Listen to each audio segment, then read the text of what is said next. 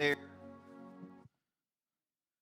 And if you copy God's word in the Gospel of Luke in chapter number 9, Luke chapter number 9 this morning, and we will continue in the series through the Gospel of Luke.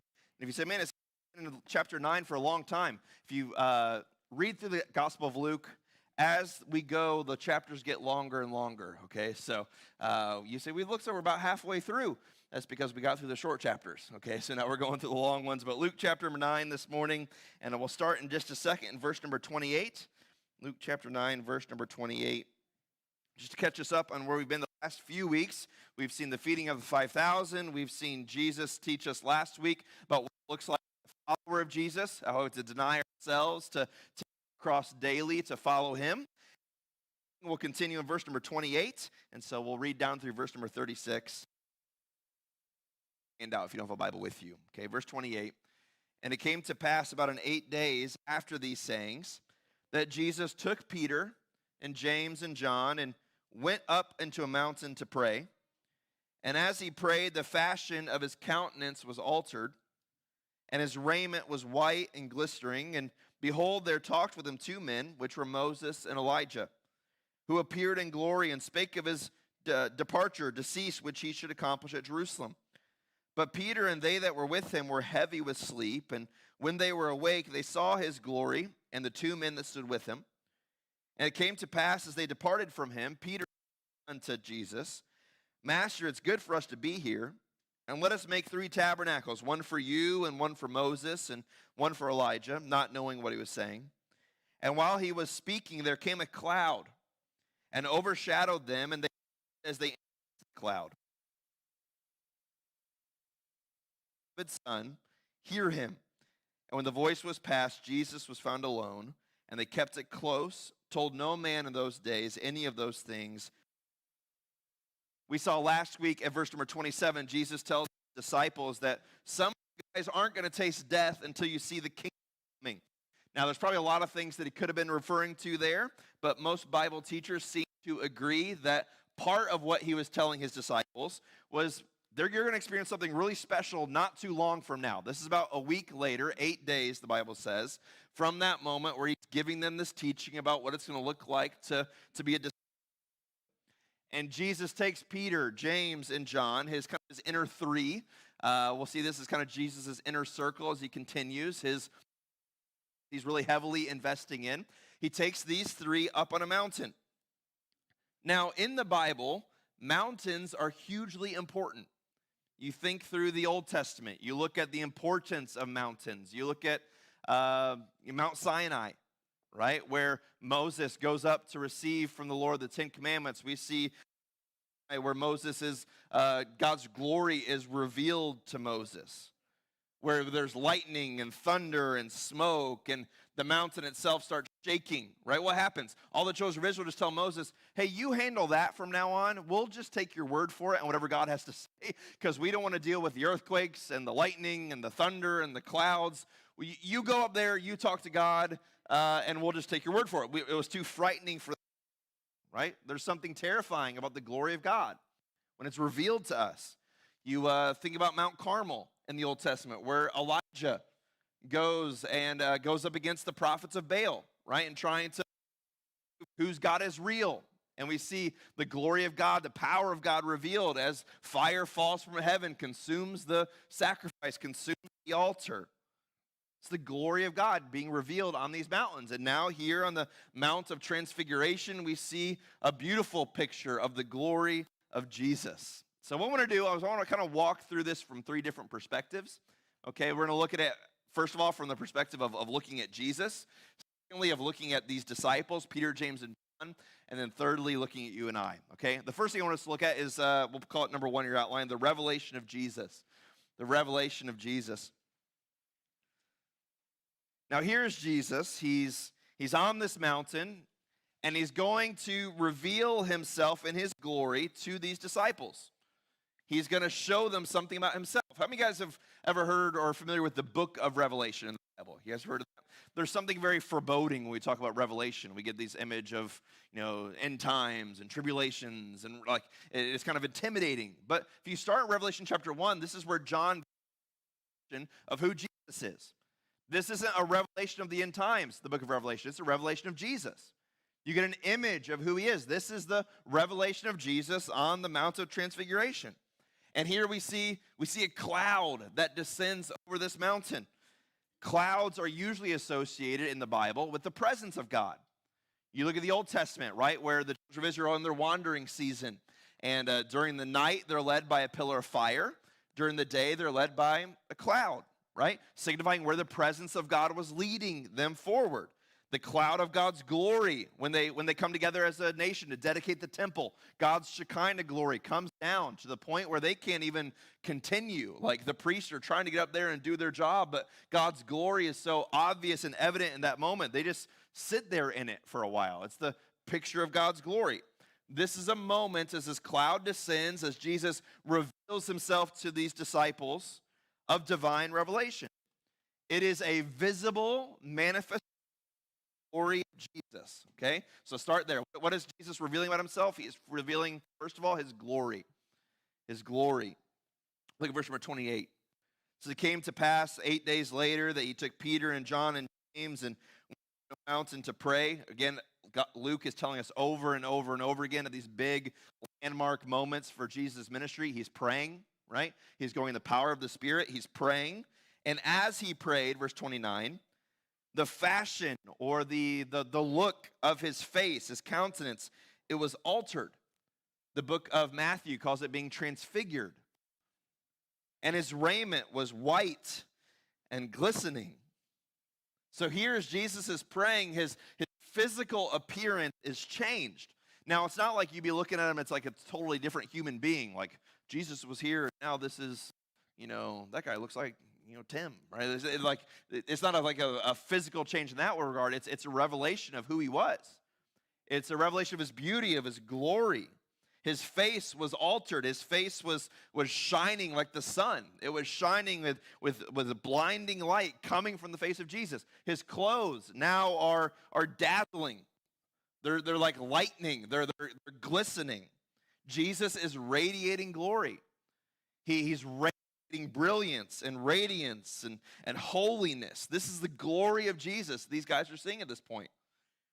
Now, you got to remember, this is a historical event. This is an eyewitness event. Peter, in his epistles, he's going to talk about this moment and the impact that it had on him.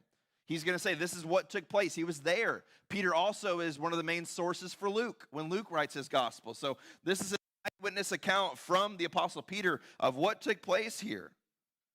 And this has never happened to anyone. It's never happened since to anyone.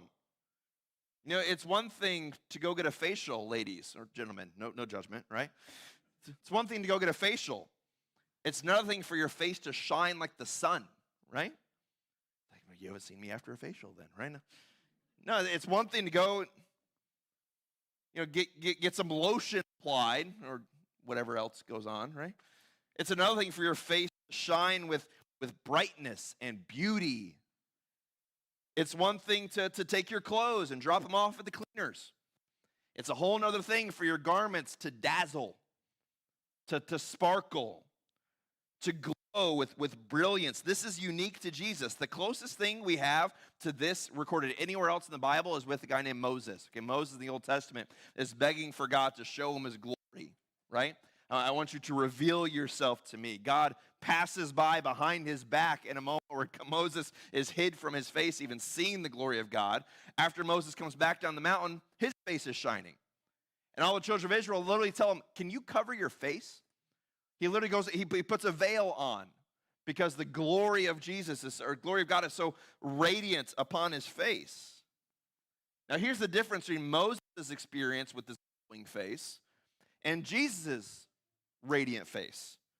Moses was reflecting the glory of God. Jesus is radiating his inherent glory. Moses is reflecting what he has seen in God. You think of a glow-in-the-dark toy. Maybe you buy these for your kids. Growing up, I had the stars. You know what I'm talking about, on your ceiling, where you can get all the space stuff, whatever. They last 30 minutes with a charge, and then they're dead, right? What do you do if your glow-in-the-dark toy dies? You say we throw it away. Don't do that, all right? You're wasting your glow-in-the-dark toys. You take them out in the sun, right? You take them outside. They receive charge, and go back in the room, and they can radiate some more, right? Moses is kind of received from the sun. He's received from God this glory, this beauty.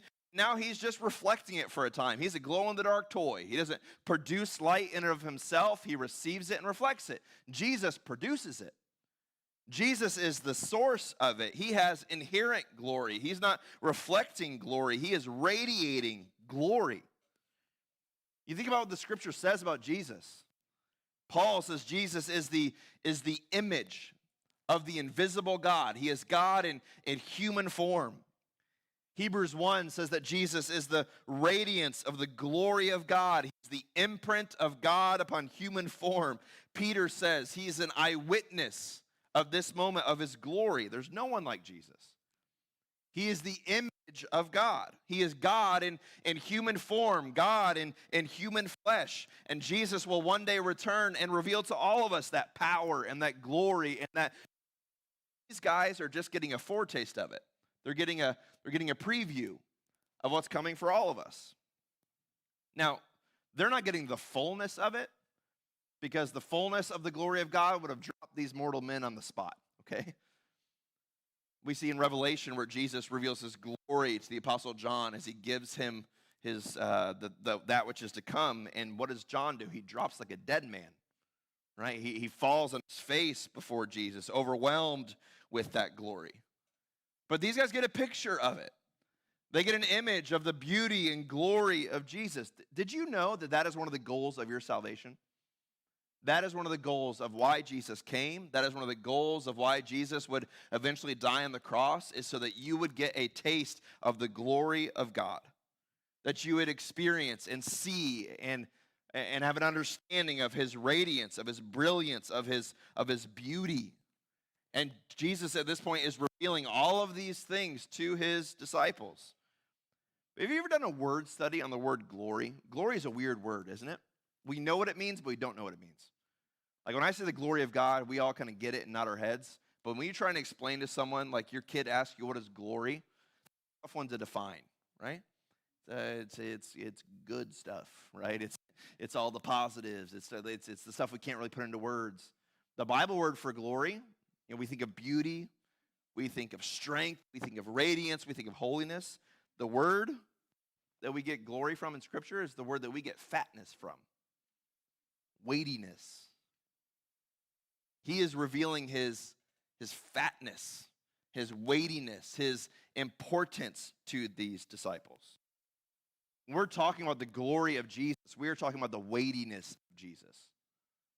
That when he is not someone that we are to take lightly, he's not someone that we're to see and brush off. He's mega, he's important, he's weighty.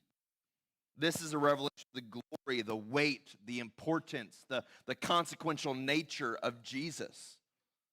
But secondly, it's not only a revelation of the glory of Jesus, it's a revelation of the grace of Jesus. Look at verse number 30. It says, "Behold, while Jesus revealed himself, there were two men that showed up, named Moses and Elijah.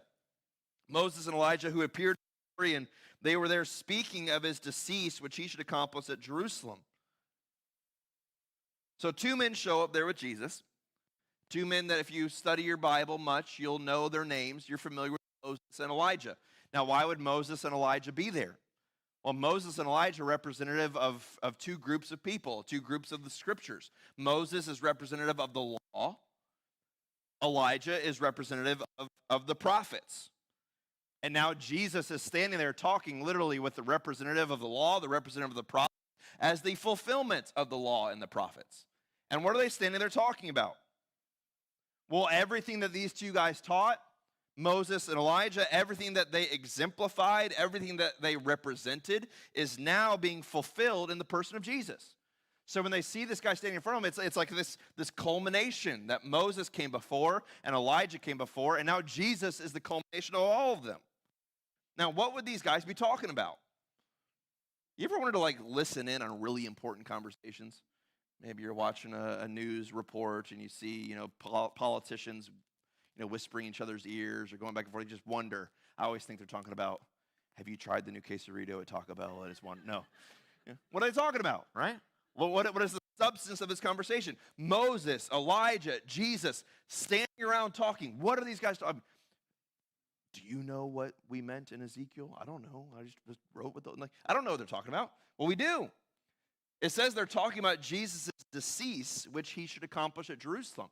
Moses, Elijah, Jesus, they are talking about Jesus' departure that he would accomplish in Jerusalem. What is that? That's the coming death of Jesus. Moses, Elijah, Jesus, all talking here, and the Bible, our here that we read says decease. Your Bible might use the word departure. It's talking about this removal that's going to take place in Jerusalem. Now, why would they call it that? Why would Luke call the death of Jesus the departure of Jesus? Why would he call the death of Jesus the decease of Jesus? Now, that's an interesting word to describe death, isn't it? Departure. If you look it up, that word that actually is written there by Luke is the word exodus, which is the word that we get the word Exodus. Yeah, you got it. You figured it out, right? It's Exodus. So he's standing there with Moses, who led the Exodus, talking with Moses and Elijah about the Exodus that he's going to be leading, departure that he's going to bring. Just like Moses led Israel out of bondage and into freedom, and in the process crushed the enemy oppressor, Jesus, through his death, is saying that we're going to be able to be delivered from the power and punishment of our sin, that you would never need to know the judgment of God. You would never have to live in bondage to our lust or our pride or our bitterness, that we would never have to live our life in bounds to a spiritual oppressor. Why? Because Jesus is bringing the Exodus. Through his death, he's bringing freedom. You can be delivered through the Exodus brought by Jesus Christ. This is a revelation not just of the glory of Jesus, but the goodness and grace of Jesus. He's saying at this point, hey, you know why we came. You know why I'm here. You know why this is going to take place. They're shooting the breeze about the deliverance that Jesus is going to bring. That Jesus came to set us free. That Jesus came to deliver us, not only from the penalty of our sin, but from the power of our sin. And to transfer you from the kingdom of darkness and transplant you into the kingdom of light, into the kingdom of God, to bring you in enemies of God to sons and daughters living in the grace and goodness of his kingdom. That's good news. That's gospel. That's grace.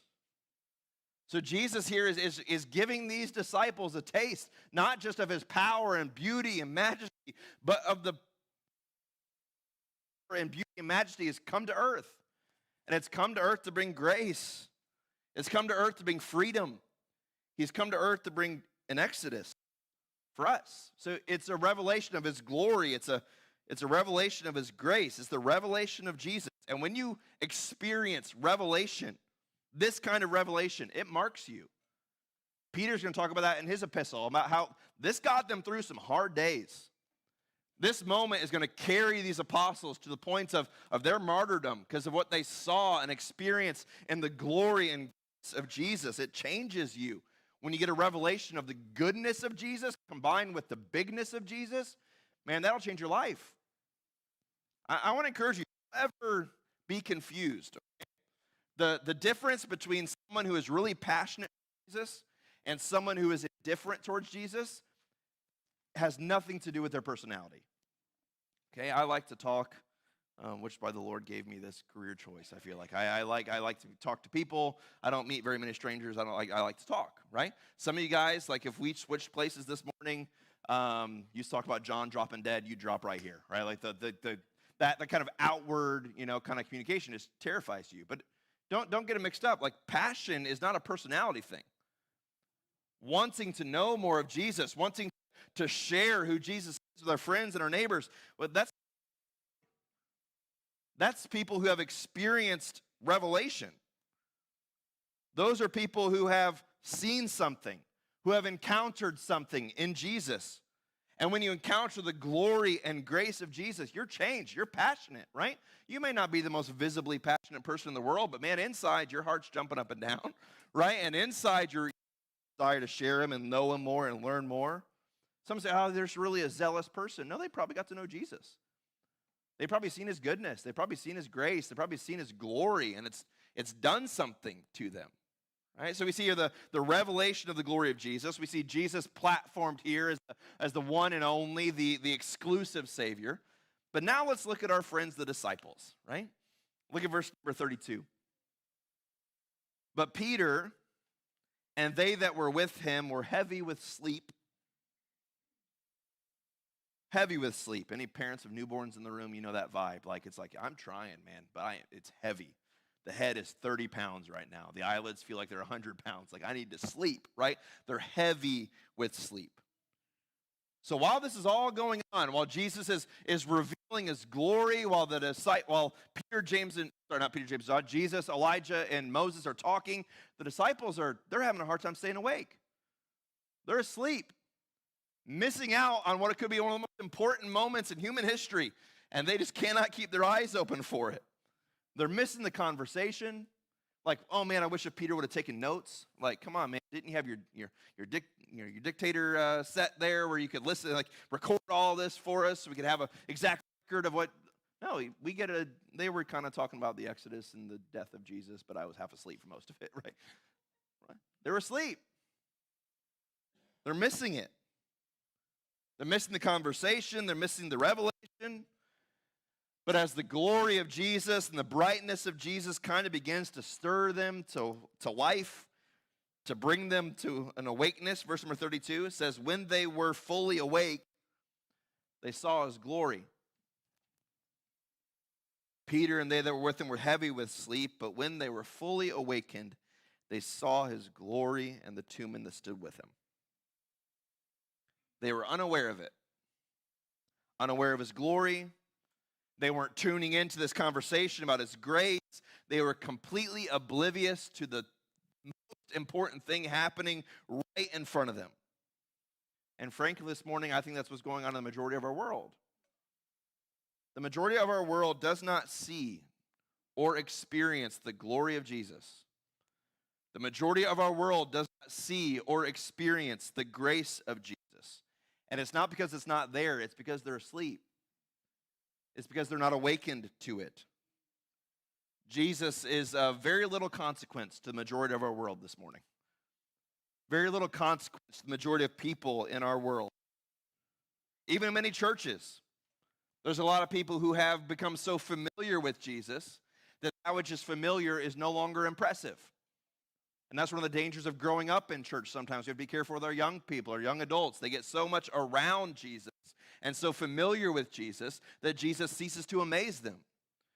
And Jesus ceases to impress them. You ever thought about, like most of my family, most of them lives in the Nashville area of Tennessee. My wife's family, the majority of them are in Southern California.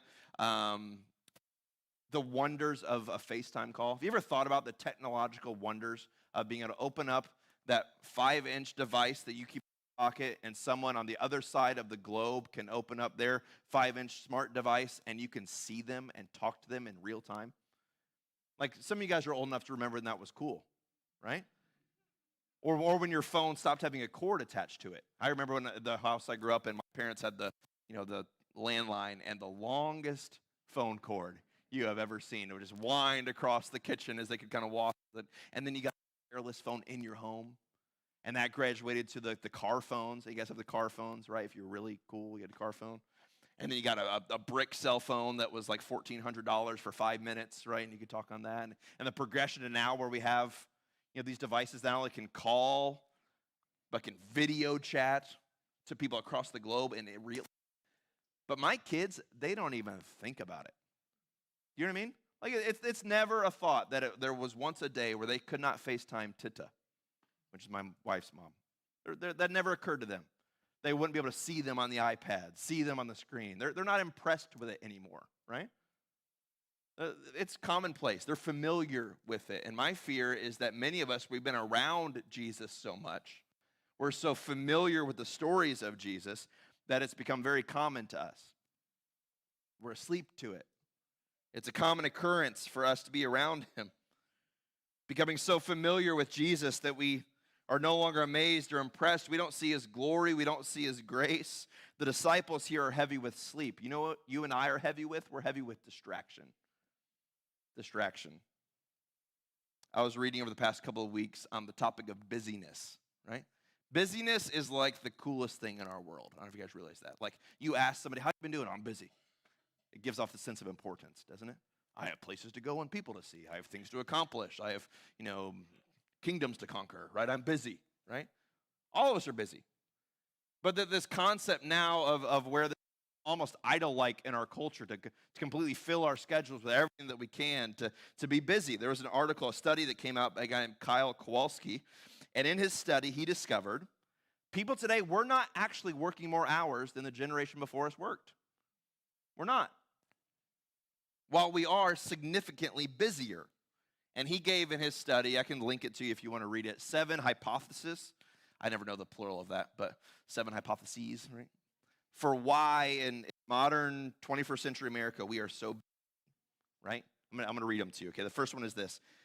He sees busyness in our culture as a badge of honor and trendy status symbol, right? A badge of honor and a trendy status symbol. Or this is the glorification of busy. Oh, I'm so busy. It shows my importance, Oh, you don't have anything going on. You must not be that important. I've got 14 meetings to, right? It shows how important we are. It shows our value. It shows our self-worth in this fast-paced society. If you want to keep up, baby, busy. Secondly, he says busyness is job security. As job security. What is this? This is this outward sign of productivity, this outward sign of company loyalty, right? What is that? When the boss walks in, you pick up the phone, right? I'm busy. Start clacking on the keyboard, minimize the YouTube video you were just watching, and all of a sudden you're back involved, right? It's I got to be busy, right? Because I got to show, I got to keep this job. If they start thinking I'm not busy, they're gonna, hire a robot to do this, right? I got to stay busy, right? Thirdly, he says is busyness, as FOMO. Okay, FOMO is the fear of missing out. That we have this in our culture. That now, honestly, our culture currently is getting less materialistic, like they're being less. See, that's crazy. The younger generation is focusing significantly less on buying things. Feel the pressure to buy everything. You know what they feel the pressure for? I have to experience everything. I got to see everything. I got to go everywhere. I've got to accomplish everything because I might be missing something, right? There might be something somewhere out there that someone else is enjoying, and I'm not yet enjoying that. They ask you, have you watched that TV show? You say, oh, no, I haven't watched that TV show. Should I? Am I out? Am I out? Right? Am I missing something that's hugely important if I don't catch this TV show? Or have you been to this new? I haven't been there yet. I'm obviously missing something, so we got to add something to the calendar to get out there. Like this fear of missing out that just consumes us. I've got to see everything. I've got to accomplish everything. I've got to pack everything into my calendar, my social media feed, so I can show everybody else what they're missing when they're not doing what I'm doing. It's just this fear of missing out. Fourthly, it says busyness is a byproduct of the digital age. Our culture now is very 24/7. It's very 24/7. People used to kind of talk about, Andrew, when you go into ministry or you become a pastor, that's a 24/7 job. At this point, I think all jobs kind of are. Like, we all have work email, don't we? Like, we all have an ability for people to get into contact with us when they need to. Like, we all live in 24/7 worlds. We all live in a world where people can get a hold of us whenever they do. And it's blurring the line between life and work. Now we serve the God of multitasking, right? How many things can you do at one time? So what do? We check work email at home and we watch YouTube at work. And we don't know where we are, what we're doing, what line we're supposed to be running. We're just filling our calendars. We're just getting busy, busy, busy, right? Fifth, he said we thinks we're busy because busyness is a time. We have more choices right now than we've ever had before for anything. We can choose what we're going to watch, when we're going to watch it. We were recently on vacation, and there's a little TV set up in the room. And it said, can we watch some of the TV? I said, sure. And they asked for the show they wanted to watch. And I said, no. You have to watch what is on. And they just looked at me. Like, what do you mean we watch what is on? I was like, no, there's some, king or czar somewhere that is deciding Paw Patrol doesn't come on until 9 a.m., bro. Like, so you're going to have to watch something else until then, right? No matter what you desire right now. And the look on their faces was just one of pure confusion. Like, what? Right? These commercials every 30 seconds? What is this, right? Now we can choose whatever we want. We have infinite ways to fill our time with exactly what we want to do at exactly whenever we want to do it. And what does that do? It leaves very little moments of what I want to call good boredom. Good boredom. Sometimes you need to be bored. You know that? It'd be good for you guys occasionally you have nothing to do. And you sit there, and guess what you have to do at that moment? You have to think. And that's what we're scared of, probably, right? We have to think. You know, we think we have no free time. We actually do. Most of us kind of waste it away. We waste it away on things that don't actually restore us, right? You know what I've never seen anyone do? I've never seen anyone spend an hour on Facebook, okay? I've spent an hour on Facebook. I've seen that. But I've never seen someone spend an hour on Facebook or Twitter or Instagram, whatever your choice is, right? I've never seen them put their phone down and think, man, that was good, right? Like, I feel good. I feel restored. I feel like I caught my breath a little bit there. I feel like I'm ready for the next day, right? Because I spent that 45 minutes checking up on the drama going on Twitter or Instagram or who commented where. And you put it down, you feel angry. You feel hostile, right? Like, why are you yelling at me, man? Like, that was on the phone, right? Like, but it does something to us, right? We don't have any free time. Actual free time. Actual time to sit and get restored. Actual time for you to go for a walk. Disconnect for something and restore you. It's a time filler. Number 6, busyness is necessity. This is really the only one out of his 7 I thought was avoidable. You know, sometimes you got to work multiple jobs to make ends meet, right? You know, the single moms, the single parents, where there's not enough time to get everything done that you need to get done, right? And you're running hard, caring for kids at home, trying to make ends meet, and that's just a necessity of our world, okay? Number 7, and this one is probably the most widespread, is busyness as escapism. As escapism. That we avoid idleness, we avoid slowing down, because I don't want to face the big questions. Because when I stop watching Netflix, or when I turn off my Instagram, I actually start thinking about, am I accomplishing what I'm here for? Like, does my life have any actual purpose? Does my life have any actual meaning? What is the meaning of life? Like, I don't want to think about those things. So guess what? I'm just next episode, baby, right? Or I'm going to pull up my phone. I'm going to spend some more time because I don't want to think. I'm running from what's really happening in my life. Most of our busyness, if we're honest, is probably self-imposed busyness. Busyness as an attempt for status or significance or security or the good news of the gospel is I don't need to search for contentment or significance or status or security. I get all those things in Jesus. So in Jesus, I have my status as a child of God. In Jesus, I have my significance as a beloved of his. In Jesus, I have my security as no one can take me out of his hand. In Jesus, I have my contentment because Jesus meet my needs. I don't have to build those things through consuming 24 hours of content every day or sharing everything at all times. You know what we should be concerned about missing out on? Before I get there, okay, did you know, this is up in my crawl today, as you can know, 600 times is the average amount that people age 30 or older, and I'm not giving the older folks in the room a pass, I think you do it a lot too, but 600 times is how much an average young person a day. 600 times. Phone. Like immediately. I'm going to look up to see if that's true. like you touch it 5 times right then, right? We're addicted to it. We're so addicted. I don't know if you guys ever watched the show Shark Tank, where the inventors come out and they kind of try to convince the guy to invest in their companies. A couple years ago, somebody came out, they discovered this addiction we have to our phones. And they came out with something called a no phone. Have you guys seen this? It's a no phone. It literally is like a 4-inch by 3-inch piece of plastic. Shape of a phone. The urge of instead you grab this.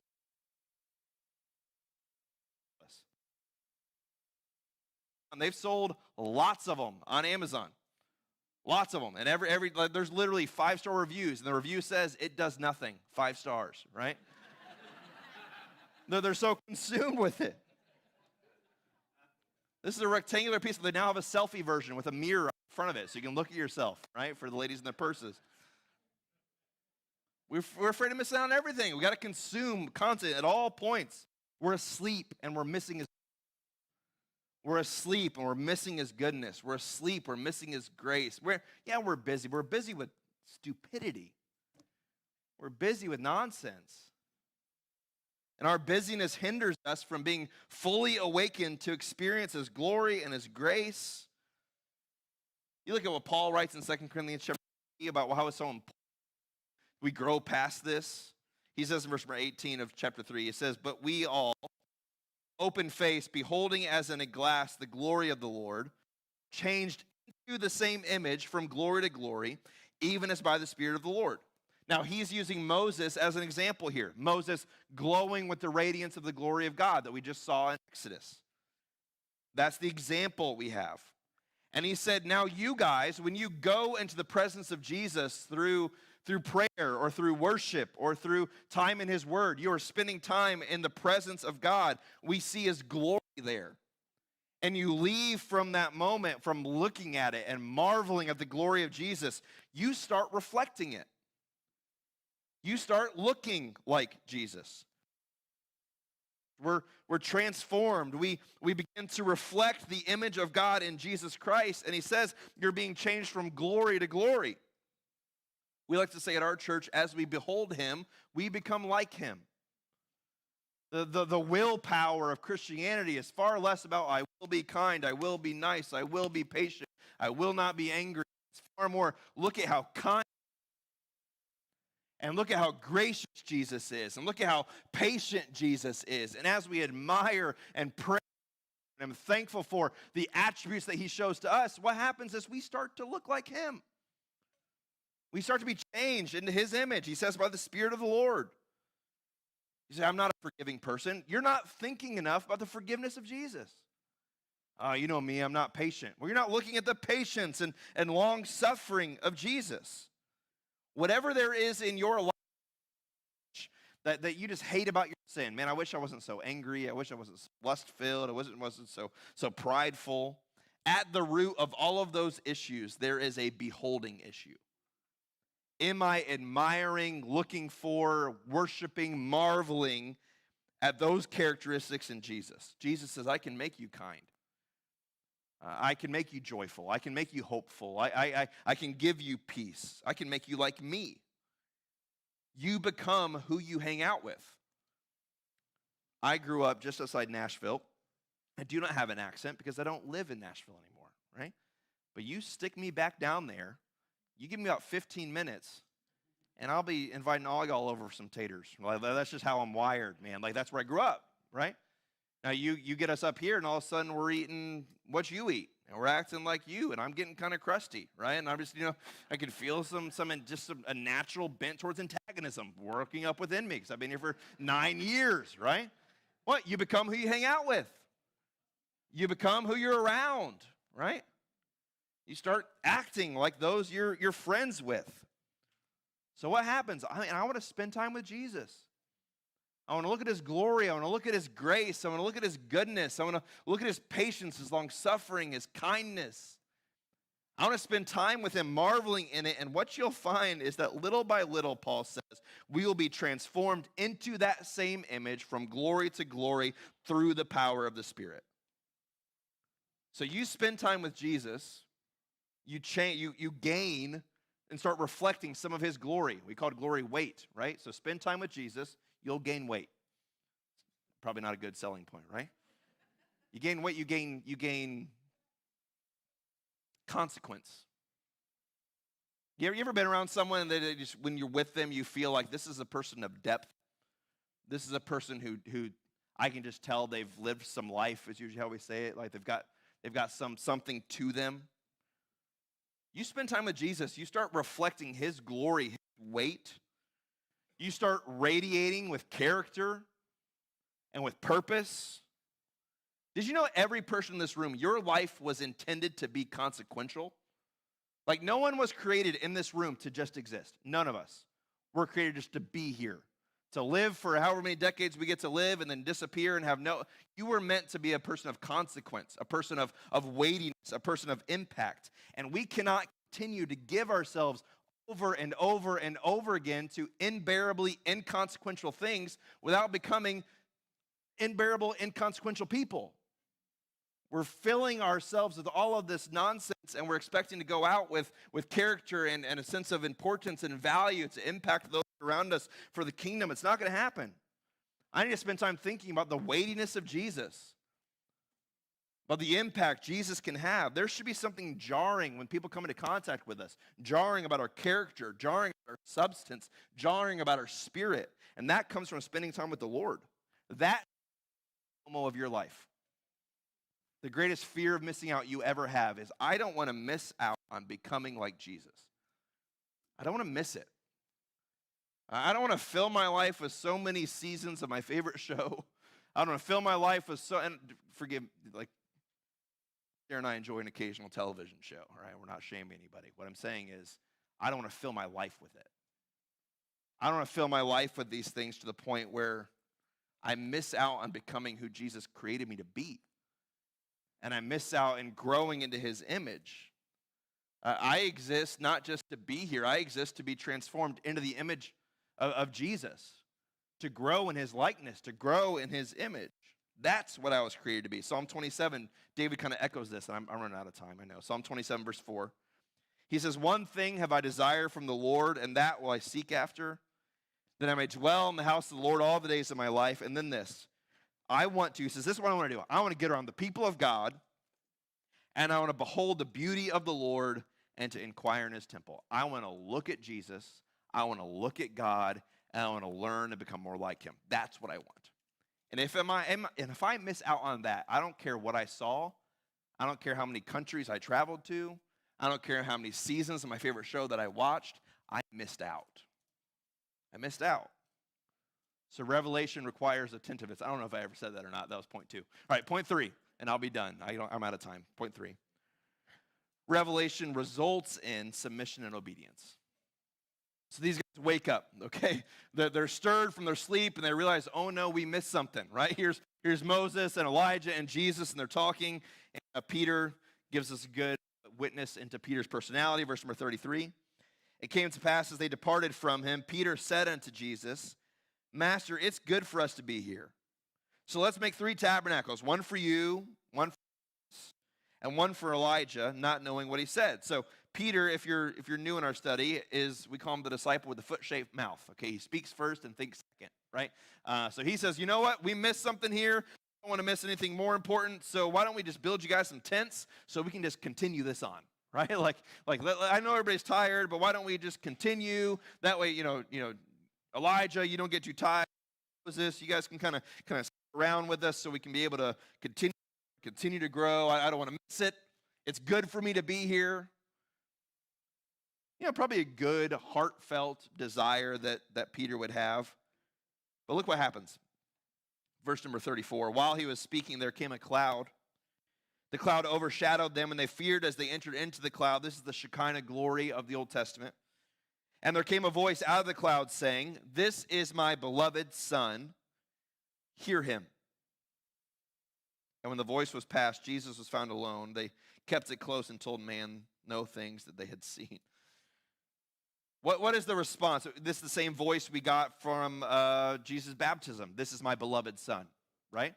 "This is my beloved Son in whom I am well pleased," the Father says at the baptism of Jesus. Now at this point, he hears Peter's comment, "Hey, why don't we build you guys some tents?